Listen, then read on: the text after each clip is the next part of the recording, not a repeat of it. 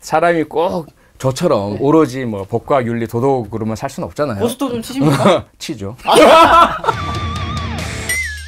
엠스플 뉴스의 민한 기자, 스포츠는 전혀 못하지만 스포츠 분석은 엄청나게 잘하는 도상현 기자 함께 모셨습니다. 예, 안녕하세요. 반갑습니다. 분석은 잘하는 기자라고 소개를 해주셨는데 저희 이 뉴스하이킥을 들으시는 분들은 또 다 아시지 않습니까? 도펠레, 이 펠레의 이미지가 약간은 있는데 펠레 저주.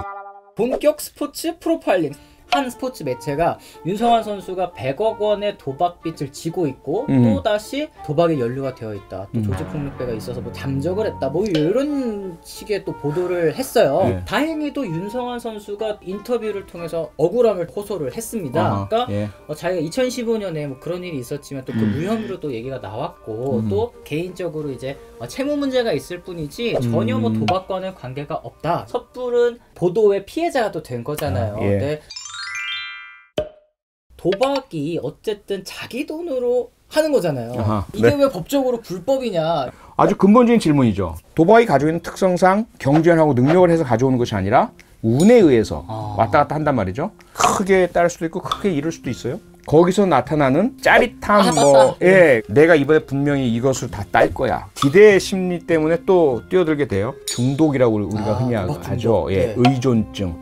그로 인해서 범죄를 일으킬 수도 있고 또는 일상생활의 지장도 초래되고 자살을 놔둬도 돼요 우리가?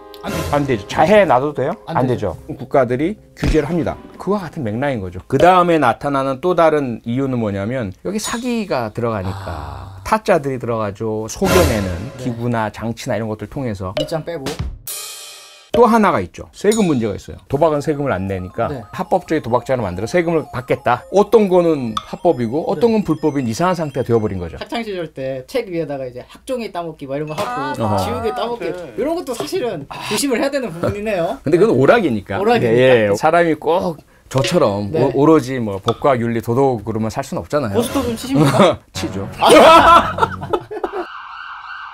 잘 치십니까? 점백으로? 제가 잘은 못 쳐요. 네, 잘은 못 치는데 하여간 자, 이러시는구나. 예, 가족들하고 뭐 친구들하고 뭐 그런 거 하죠. 당연히 오락 즐기고 합니다. 하는데 점백은 괜찮죠? 예.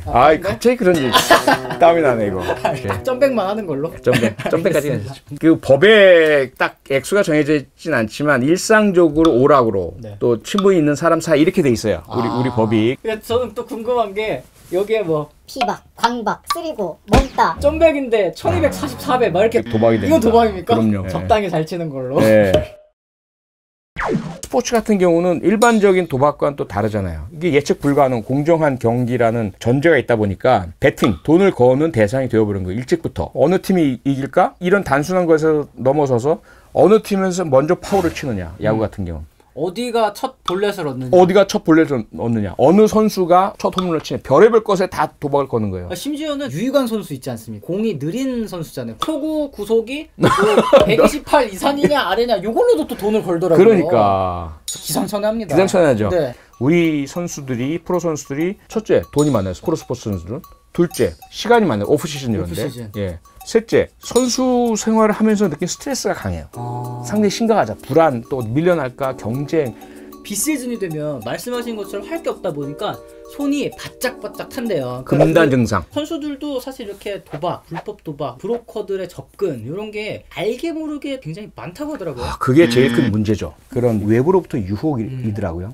특히나 어렸을 때 함께 운동했던 친구들. 누구는 스타가 됐는데 자기는 부상이나 여러 가지 이유로 중간에 그만 있잖아요. 그러면 이제 스타가 된 선수들은 조금의 부채의식이 있어요. 쟤는 저렇게 됐고 나는 이렇게 떴네. 뭔가 도와주고 싶고 이런 게 있잖아요. 조폭이라든지 이런 불법 스포츠 도박 조직이 있어요. 이들이 그런 사람들 찾아내요. 찾아내가지고 너 누구랑 언제 친하다며 같이 운동했지? 가서 한 번만 도와달라고 해.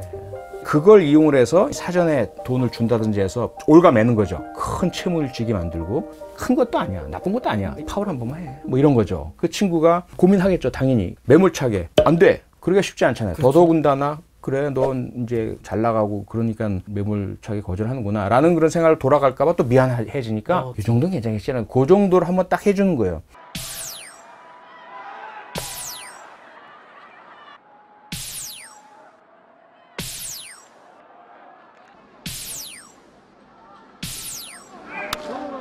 그러고 나서 그 대가도 줘요. 그러면 어떻게 돼요? 이미 그 돈을 받는 순간 그 승부 조작에 공범이 되는 거죠. 그러면 그걸로 끝납니까? 아니에요. 너 이미 공범이야. 너 내가 불어버릴 거야.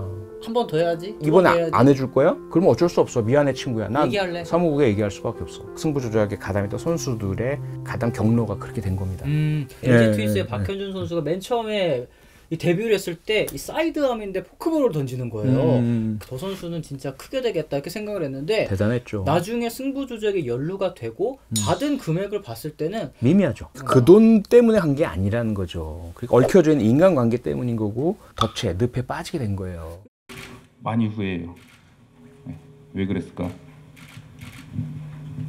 저 같은 후회 안 했으면 좋겠어요. 그러니까 저는 유혹을 떨친 선수들도 널리 또 칭찬을 해야 된다고 생각을 하거든요. 그럼요. 두산의 이영하 선수 같은 경우에는 예. 제의를 받자마자 바로 이제 KBO에 가가지고 맞아요. 이런 얘기 받았다. 이거 난리 날 수 있다. 얘기를 해가지고 멋져요. 진짜 예, 멋집니다. 예. 제대로 된 대처를 했잖아요. 여전히 코치 감독들이 뭐라 그럽니까? 주전 빼고 너 골 넣지 마.